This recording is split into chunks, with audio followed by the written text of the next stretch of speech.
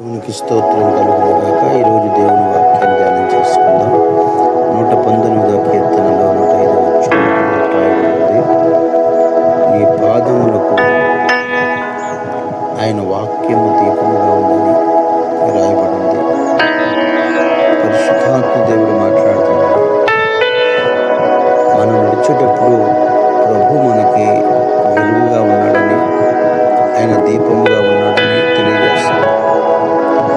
ఈ రోజున నీ ఆధ్యాత్మికమైన జీవితంలో భక్తులు తెలియజేస్తున్నట్లుగానే నువ్వు ఒకవేళ చీకట్లో సంచరిస్తున్నావేమో, చీకటి మార్గంలో నడుస్తూ ఉన్నావేమో, చీకటే నీ బంధువాయినేమో, ఒకసారి గ్రహించుకొని జీవం కలిగిన దేవుణ్ణి దర్శించి, ప్రభువా, నా ఆధ్యాత్మికమైన జీవితంలో నేను ఎంతగానో కోల్పోయానయ్యా, నాకు నీ వెలుగు కావాలి ప్రభా అని ప్రార్థిస్తే దేవుడు తన వాక్యము ద్వారా నీ పాదాలకు దీపముగా, నీ వెళ్ళే మార్గాల్లో నీకు తోడుగా ఉంటాడని వాక్యము రాయబడి ఉంది. ఈ పాదాలు కాడ మనకి దీపముగా దేవుడు ఉండాలి అని మనం అనుకున్నప్పుడు మొదటగా మనము దేవుని వాక్యాన్ని నమ్మాలండి. దేవుని వాక్యాన్ని నమ్మిన వాళ్ళ జీవితంలో దేవుడు అద్భుత కార్యాలు చేస్తాడు.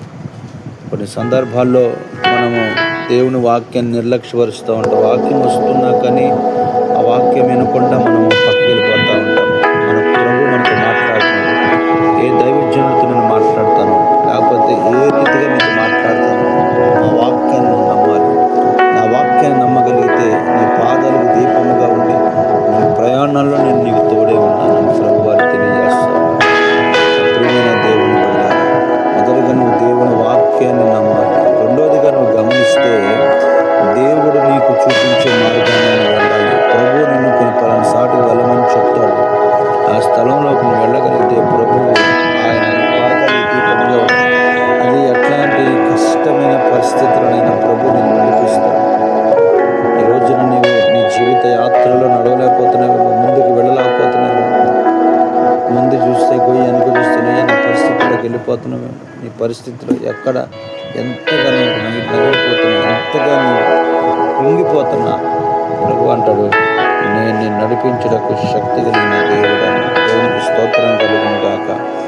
ఆ గొప్ప కాపరి మన మధ్యలో ఉన్నాడండి, మనకి వెలుగుగా ఉన్నాడండి. మన చీకటి జీవితానికి ఒక ఆనవాలుగా ప్రభు మనకి తోడుగా ఉండి నడిపించబోతున్నాడు. కళ్ళు మూసుకోండి, ప్రార్థన చేద్దాం. పరిశుద్ధుడైన తండ్రి, నీకు స్తోత్రాలు. నీ బిడ్డలతో మీరు మాట్లాడినందుకు స్తోత్రాలు ప్రభా.